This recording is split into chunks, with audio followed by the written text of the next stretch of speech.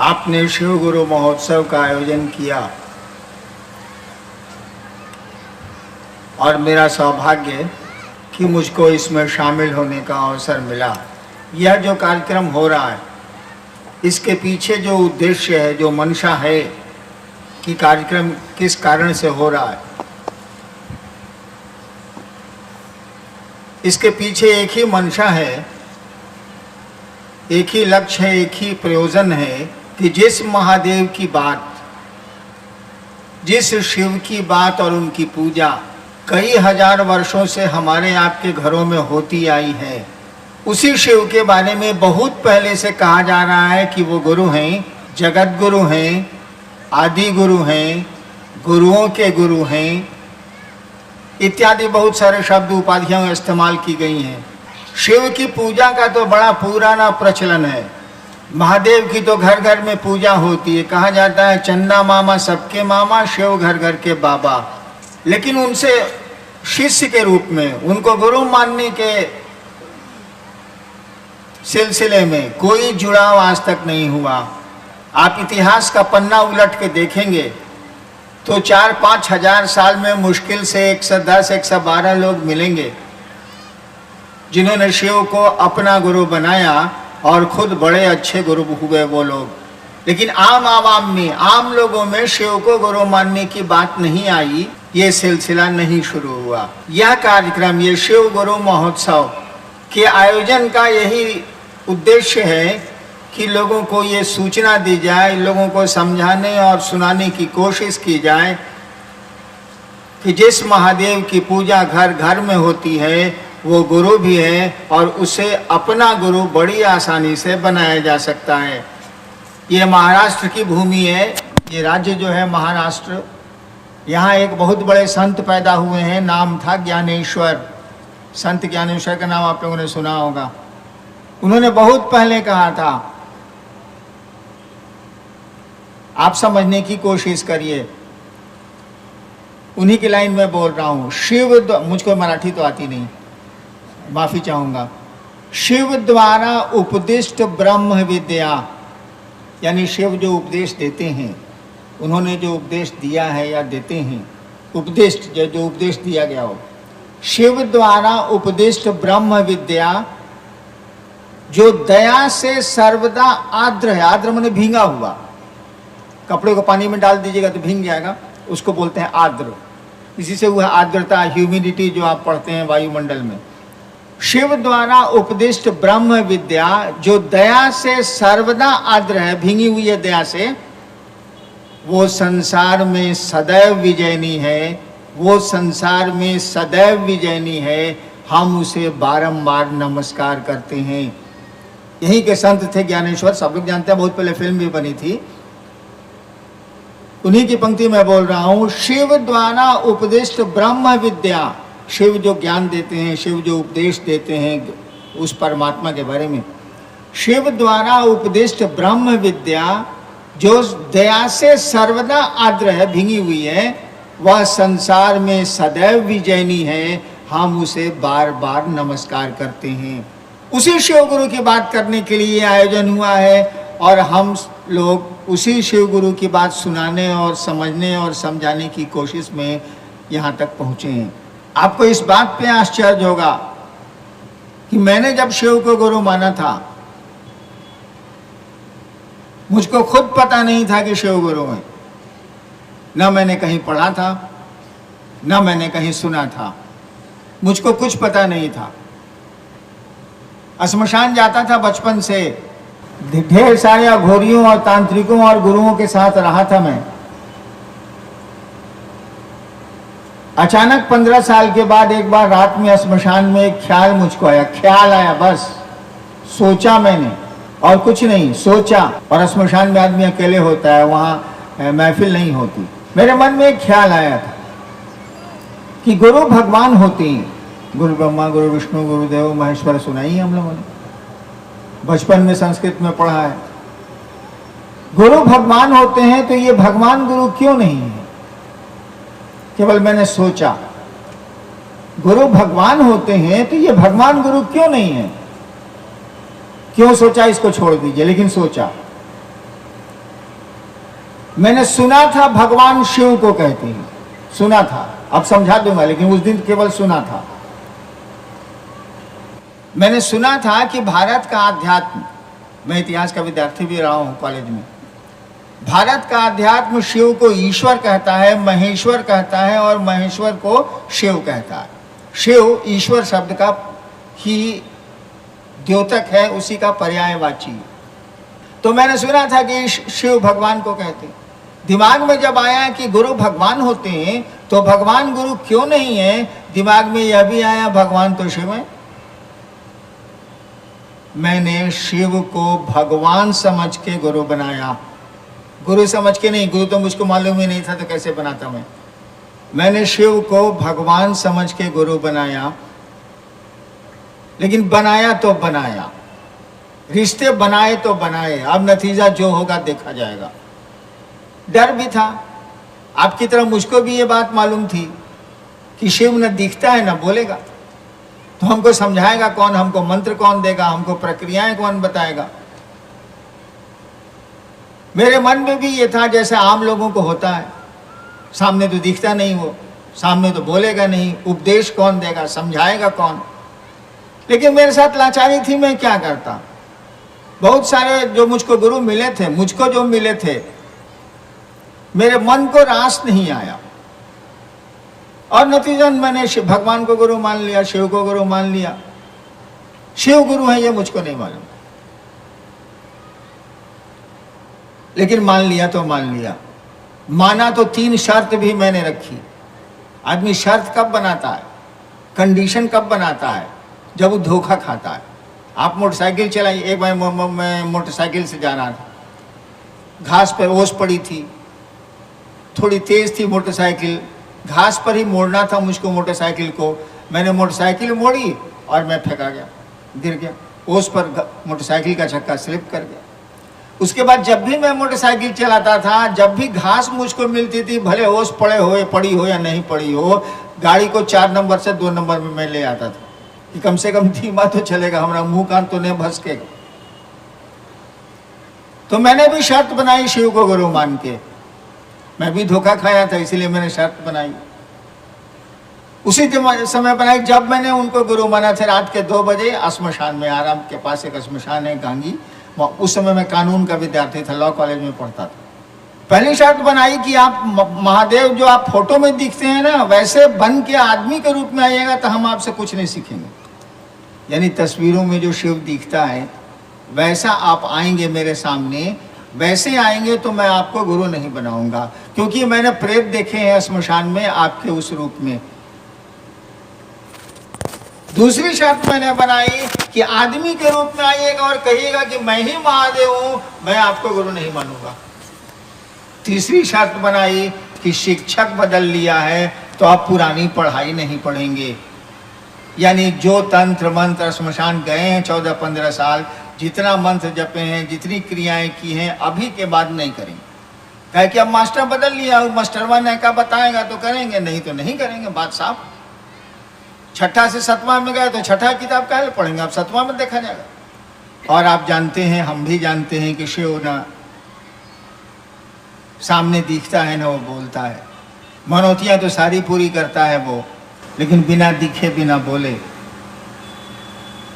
इसी बीच में मैं बिहार सरकार के भारत सरकार में बैठा तो इंडियन पुलिस सर्विस में आया, उससे हटा तो बिहार सरकार में डिप्टी कलेक्टर हो गया, नौकरी में चला। लेकिन मैं बैठ के बहुत रोता था। 15 साल गंवा दिया उधर श्मशान में। शिव को गुरु माना तो यहाँ भी लफड़ेबाजी, यहाँ भी कुछ नहीं है, तो मैं बैठ के रोता था। इसके बाद की कहानी बड़ी लंबी। 8 साल बीत गए। 74 में मैंने माना था, 82 आ गया, 8 साल बीत गए। मैंने किसी को भी नहीं कहा कि मैंने शिव को गुरु बनाया, किसी आदमी को नहीं कहा कि मैंने शिव को गुरु बनाया। जबकि बहुत मेरे मित्र थे, श्मशान वगैरह में जाने के चलते बहुत हर जगह बहुत मेरे दोस्त हो गए थे मसानी लोग। किसी को मैंने नहीं कहा कि मैंने शिव को गुरु बनाया है, क्योंकि मुझको लगता था यहाँ भी ठगी है, यहाँ भी गड़बड़ है। 8 साल के भीतर मुझको लगा कि ये तो बोलता भी है, ये तो सब करता है, बिना शरीर के सब करता है ये। और 8 साल के भीतर मुझको लगा कि ये तो गुरु है। दिखता नहीं है, बोलता नहीं है, लेकिन ये जो समझाता है ये तो कोई नहीं उतना नहीं सब बढ़िया से समझा सकता। और मैंने तब लोगों को कहना शुरू किया कि शिव को आप अपना गुरु बनाइए। उस शिव को जिसकी पूजा हमारे आपके घरों में होती है, उसी महादेव को अपना गुरु बनाइए। और बनाने में क्या लगता है? आप सोचिए, मैंने शिव को गुरु कैसे बनाया था। मैंने शिव को, जो आदमी दुनिया में ये बात ले कह रहा है कि शिव को आप गुरु बनाएं, उस आदमी ने शिव को गुरु कैसे बनाया? कौन से सूत्र थे उसके पास, कौन से उपाय थे उसके पास? कुछ तो नहीं था। केवल सोचा था कि हम शिव को आज से गुरु मानेंगे, शिव मेरे गुरु हैं। आज सोच लिया तो अब सोच लिया, मान लिया तो मान लिया, अब इसमें बदलेंगे कौन चीज? बस सोचना है, केवल सोच लेना है कि हे महादेव आप मेरे गुरु हैं, हम पर दया कर दीजिए। और क्या मांगेंगे अपने गुरु से हम? आप दया कर दीजिए। मैंने तो इतना ही भर किया और आज पूरी दुनिया में कह तो रहा हूं घूम घूम के कि आप शिव के शिष्य बनिए, शिव को अपना गुरु बनाइए, वो गुरु है। और कुछ छोड़ने, कुछ पकड़ने की जरूरत नहीं है, केवल इस सोच पर खड़ा रहना है, इस विचार पर खड़ा रहना है। जैसे बंगाल में रविन्द्रनाथ ठाकुर ने कहा था, नोबेल प्राइज विनर, कि आमी नटराजेर चेला, मैं महादेव नटराज का शिष्य हूँ। आमी नटराजेर चेला, बंगला में है, आमी नटराजेर चेला। ठीक उसी तरह से मन में ये विचार केवल कायम रहे, और विचार कायम रहना चाहिए। टूट जाएगा तो सब मन खत्म हो जाएंगे। यह विचार कि कोई मेरा बेटा है, जिस दिन आपके हमारे मन से हट गया तो बाप बेटे का संबंध खत्म हो जाएगा। बहुत लोगों को होता है, जिसका फिर इलाज भी होता है। लोग भूल जाते हैं कि कोई मेरी पत्नी है, कोई मेरा बेटा है, कोई मेरी माँ है, कोई बाप है, तो लोग उसको मेंटल इलाज कराते हैं, तब उसकी याद आती है और तब व्यवहार वो ठीक करता है। तो इस विचार को कि शिव मेरे गुरु हैं, हमको आपको तरोताजा रखने की जरूरत है, और यही हमको आपको शिव का शिष्य बनाता है। मैं तो वैसे ही बनाऊं। शिव को गुरु मानने के बाद जो मुझको 8 साल में लगा, तब मैंने कहना शुरू किया कि आप शिव को गुरु बनाइए, उनसे दया मांगिए, अपने गुरु शिव की चर्चा करिए और अपने गुरु को प्रणाम करने की कोशिश करिए। क्योंकि प्रणाम तो हम लोगों से होता नहीं है। प्रणाम तो हम लोग महादेव को करते नहीं है, अपने को करते हैं, अपने लिए महादेव को करते हैं। महादेव के लिए तो महादेव को प्रणाम करते नहीं है। तो हमने कहा कि प्रणाम करने की कोशिश करें। मैं आपका ज़्यादा वक्त नहीं लूँगा, देखता हूँ कि आपने क्या लिख के भेजा। चर्चा में शिव की तस्वीर, प्रसाद, पुष्प, आरती ये सब कर सकते हैं या नहीं? हाँ, कर सकते हैं। शिव की चर्चा में आपको प्रसाद चढ़ाना हो जरूर चढ़ाइए, अगरबत्ती जलानी हो जलाइए। लेकिन जब भीड़ ज्यादा हो जाएगी ना, तब इतने लोगों में प्रसाद बांटने में आपका मूड ही जाएगा फूट। कई जगह, कई राज्य हैं जहाँ शिव शिष्य बहुत ज्यादा हैं, वहाँ कई जगह आरती में गुरु बहनों की साड़ी में आग लग गई और वो जल गई। नेपाल में गुरु बच्चा था, वो आरती के लिए थाली में हाथ बढ़ाया तो रुई का जो रहता है जलता हुआ टुकड़ा उसकी आंख में गिर गया, उसकी एक आंख फूट गई। तो भीड़ में नहीं, अब अपने घर में जरूर आप अगरबत्ती जलाएं, प्रसाद चढ़ाएं, आरती करें। कोई हम लोगों का सुविधा नहीं है, काहे कोई रोकेगा? भैया आपका गुरु तो कुछ रोकता ही नहीं है, वो तो शिव है, जगत का गुरु है। जगत में तो तरह तरह के लोग रहते हैं, वो कैसे किसी को रोक देगा? आप चढ़ाइए, लेकिन थोड़ा सा सुरक्षा का भी ध्यान रखिए। आप प्रसादी चढ़ाइए तो हम लोग रहें तब चढ़ाइए, बढ़िया बढ़िया रसगुल्ला, पंतोआ। कहा कि महादेव तो खाएगा नहीं, उसको तो शरीर है नहीं बेचारे को, वो तो खा नहीं सकता है। शरीर रहेगा तब ना भोजन, शरीर रहेगा तब ना कोई सोएगा। एक बार महादेव ने मुझसे कहा था कि बेटा हमको शरीर है जो हम खाएंगे। बिल्कुल सही है, शरीर है तब ना भोजन, शरीर है तब ना कोई सोएगा, शरीर है तब ना कपड़े लत्ते, शरीर है तब ना सवारी। जगह शरीर ही नहीं है तो वो तो खाएगा नहीं। लेकिन हम लोग तो खाएंगे ना, तो हम लोग को तो चाहिए बढ़िया बढ़िया एटम बम, रसगुल्ला, चमचम। आप चढ़ाएगा इलायची दाना, देख के खाएगा, कहेगा दूर हटा। कुछ गुरु भाई बहन कहती हैं कि हमारे ऊपर महादेव आते हैं, कहाँ तक सत्य है? एक बात बताइए, एक सवाल, ये सवाल है, हमारे ऊपर महादेव आते हैं या हमारे ऊपर भगवती आती हैं या हमारे ऊपर ब्रह्म आते हैं? इस तरह कई सवाल कई जगह हुए हैं। एक बात बताइए, कोई शरीफ आदमी आपके घर में आपसे बिना पूछे जाएगा? कोई भले आदमी, कोई जेंटलमैन, कोई शरीफ आदमी आपके घर में आपसे बिना पूछे जाएगा? दरवाजे पर खड़ा होगा, पूछेगा कि फलना बाबू हैं, कहिएगा कि हैं, तो कहेगा कि जरा हमको मिलना है, तब आप कहिएगा आइए बैठिए, तब वो बैठेगा? कोई भला आदमी तो बिना पूछे आपके घर में नहीं जाएगा। आज चोर उचक्का पूछ के जाएगा, परमिशन लेके जाएगा कि हम आपके घर में जाने चोरी करने?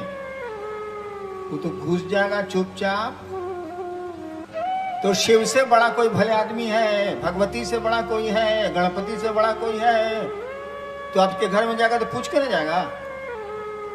आपके देह पर महादेव आ रहे हैं, उनको बैठने का जगह नहीं है कहीं का?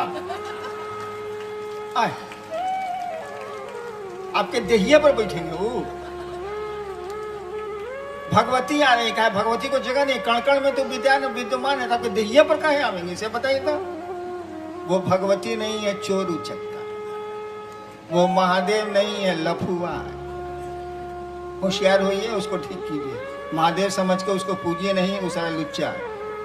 महादेव किसी के शरीर पर नहीं आता, वो भगवती किसी के शरीर पर नहीं आती, ये अच्छे लोग किसी के शरीर पर नहीं आते। कभी कोई भले आदमी किसी के शरीर पर नहीं जाता, उसको अपनी बहुत सारी जगहें रहने को, आपके घर में वो क्यों रहेगा? आपको वो घर देता है, आप ही के घर में वो रहेगा। जिज्ञासा है कि कुछ भक्त लोग मांस मछली खाते हैं, तो इसका अर्थ तो जीव हत्या है, क्या ऐसा करना उचित है? देखिए, जीव हत्या को तो कभी नहीं कहा जा सकता कि उचित है, लेकिन एक बात बताइए, आपके अंगूठे का निशान किसी दूसरे के अंगूठे के निशान से मिलता है क्या? आपकी आंखों की पुतली दूसरे किसी दुनिया में किसी की आंखों की पुतली से मिलती है क्या? विज्ञान कहता है नहीं मिलती। यानी इस दुनिया में भिन्न भिन्न प्रकृति और प्रवृत्ति के लोग हैं। जब अंगूठे का निशान नहीं मिलता, आंख की पुतली एक जैसी नहीं होती, तो आपकी चाहत, आपकी अभिलाषा, आपकी आकांक्षा, आपकी लाइक्स एंड डिसलाइक्स, जो जिसको आप कहते हैं, आपकी पसंद, आपकी नापसंद, एक कैसे हो सकती? नहीं हो सकती। जैसे शिव गुरु हैं, तो शिव गुरु तो जगत के गुरु हैं, तो वो ईश्वर है ना, वो परमात्मा है ना। तो समुद्र के किनारे जो मछुआरे रहते हैं और मछलियों को मार के अपना जीवन यापन और अपने परिवार को पालते हैं, क्या उनका महादेव नहीं है क्या? उन्हीं का है जो हम लोगों की तरह सब्जियां खाते हैं, उन्हीं का है जो हम लोगों की तरह साग भाजी खाते हैं। वो समुद्र के टापुओं और नदियों के किनारे रहने वाले मछुआरे या वो पलने वाले लोग जंगलों में जो रहते हैं, जिनको पास सब्जियां नहीं मिलती, वो जानवरों को मार के खाते हैं, या मछली खाएं या जो भी खाएं, वो क्या उनका महादेव नहीं है? क्या उनका परमात्मा नहीं है? तो क्या उनको अपने गुरु शिव को अपना गुरु मानने का अधिकार नहीं है? और हत्या सही हो या गलत हो, जीव हत्या सही हो या गलत हो, ये तो आपको बाघ से भी पूछना चाहिए, जो कि मांसी खाता है, घास नहीं खा सकता बेचारा, वो भी तो हत्याएं ही कर रहा है। तो जीव हत्या किसी भी हालत में सही नहीं है, लेकिन क्या करिएगा, जीवन जीने के लिए तो कुछ करना पड़ता है, और ऐसे लाखों करोड़ों लोग हैं जो ऐसा जीवन जीते हैं। शिव उनको मना नहीं कर सकता, क्योंकि वो जगत का गुरु है, वो भी भगवान के बेटे हैं, और भगवान को पाने का उनको भी उतना ही अधिकार है जो साग सब्जियां खाते हैं। सबको तो बराबर का हिस्सा। कहते हैं गुरु 9 प्रकार के होते हैं, तो हमें किस गुरु को या कैसे गुरु को परम गुरु या मोक्ष का गुरु माना जाए? ये MB शर्मा जी हैं, मालसोपारा ईस्ट से। गुरु 9 प्रकार के होते हैं, कहीं पढ़ लिया, हम तो पढ़ के नहीं किए। कैसे, दूसरा सवाल है, कैसे गुरु को गुरु माना जाए जो मोक्ष गुरु हो? भैया लइकाई से हम सीखे हैं, सो हम बता देते हैं, हमको नहीं पता। हमको एक बार घोरी बोला था कि मोछ रखोगे ना तो मोक्ष मिल जाएगा, तब से हम देखिए थोड़ा थोड़ा मोछ रखते। अब वो भाई साहब को हम क्या बताएं, वैसे शिव परम गुरु ही नहीं गुरु भी हैं। आप शिव को गुरु मान लीजिए, छोड़िए कौन कौन डिजाइन का गुरु होता है, आदमियों पर हर डिजाइन का होता है। अंधेरी वेस्ट से है, ओम को क्यों मंत्र से हटाया गया है? एक भाई ने पूछा है ओम को मंत्र से क्यों हटाया गया, हम कहला हटाएंगे, आप कहला जोड़े सो बता दीजिए। तो ये तो सवाल हो सकता है। अरे भाई, ओम मंत्रों का श्री है, एक आदमी बॉम्बे से लिख रहा है चिट्ठी, काम करने आया है, बेचारा बाहर का है, तो अपनी पत्नी को लिखेगा श्रीमती फूल कुमारी, श्रीमती नाम, उसके पत्नी का नाम मान लीजिए फूल कुमारी है, तो लिफाफा में लिखेगा श्रीमती फूल कुमारी, लिखेगा ना, श्री लगाया अपनी पत्नी के नाम पर, और लिफाफा के भीतर जो चिट्ठिया रहेगा उसमें क्या रहेगा, मेरी फूल कुमारी, हट गया ना, प्यारी फूल कुमारी, हट गया ना। तो ये सम्मान सूचक शब्द है, श्री है, मोहम्मद है, मिस्टर है, मिसेज है, मिस है, हमारे यहाँ श्री है, आर्यावर्त में श्री है। ठीक उसी तरह से जब आदमी के नाम को इतना सम्मान दिया गया तो देवताओं के नाम को नहीं दिया जाएगा, इसीलिए हर एक मंत्र के पहले श्री लगाए, यानी ओम लगाए, सम्मान दिया गया है। लेकिन जब भीतर आइएगा, जब उसको अपना बनाइएगा तो श्री हट जाएगा। अपने बेटे को आप पुकारते हैं श्री बहु, श्री रामू इधर आइए, जब बोलिएगा श्री रामू इधर आइए तो बेटो आप पूछिएगा जरूर पप्पा बिगड़ा हुआ है, श्री बोल रहा है हमको, तो श्री हट जाता है। इसीलिए नमः शिवाय जब जपा जाएगा तो ओम हटा दिया जाएगा। लेकिन ये सिद्धांत कभी कभी गलत हो जाता है। बहुत सारे मंत्र हैं जो ओम के साथ बने हैं। बहुत आदमी का नामे होता है श्री राम ठाकुर, उसमें से कैसे हटाइएगा। बहुत आदमी का नाम में है श्री कृष्ण सिंह, अब हटाइए, उसमें अलग से लिखना पड़ता है हम लोगों को श्री श्री कृष्ण सिंह, अलग से श्री जोड़ना पड़ता है।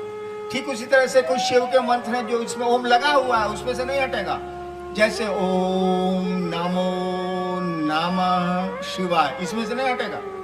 ओम नमो नमः शिवाय, शिव को 2 बार प्रणाम कर दिया गया, इसमें से नहीं हटेगा। लेकिन नमः शिवाय पंचाक्षर है, बड़ा पुराना मंत्र है, इसमें ओम लगा हुआ नहीं है, अलग से लगाया गया है सम्मान देने के लिए। लिखना गलत नहीं है, बोल सकते हैं आप ओम नमः शिवाय, लेकिन जब अपना बनाइएगा तब ओम हटेगा। वैसे ओम नमः शिवाय भी जपिएगा तो हर्ज नहीं है, लेकिन सही मंत्र है नमः शिवाय, जो पंचाक्षर है, 5 अक्षरों का है। शंकराचार्य ने भी इसी की स्तुति की थी। एक आखिरी जिज्ञासा नहीं है, निवेदन है। ये श्री राम जी दमन से हैं गुरु भाई साहब जी, 2014 तक संपूर्ण मानव सृष्टि शिव को अपना गुरु मान ले, इसे पूरा करें और हमें न रुलाएं। मैंने वो चाहते हैं कि 2000 तक पूरी मानव सृष्टि शिव से हो जाए। सलाम रे बाप से नहीं होगा, महादेव से हो सकता है। चलिए हम सब मिलके महादेव से प्रार्थना करते हैं कि हम सबों को वो ऐसी, हम लोगों पर ऐसी दया करें कि सब लोग, हम लोग सचमुच में शिव के शिष्य बने, शिव को जाने, शिव को समझें और शिव शिष्य वास्तव में बने, यथार्थ में बने। हम यही अपने गुरु से प्रार्थना करते हैं और यही अनाधिकार आशीर्वाद भी हम शिव शिष्य के रूप में आपको देना चाहते हैं कि आप सचमुच में शिव के शिष्य बनिए। और फिर आपने कभी चाहा तो मैं कल्याण आऊँ या महाराष्ट्र आऊँगा, समय मिलेगा तो ज़रूर आऊँगा, आप बुलाएंगे तो। तब तक के लिए मेरा प्रणाम। आप सभी लोग अपने चरणों में स्वीकार करिए। आप लोगों को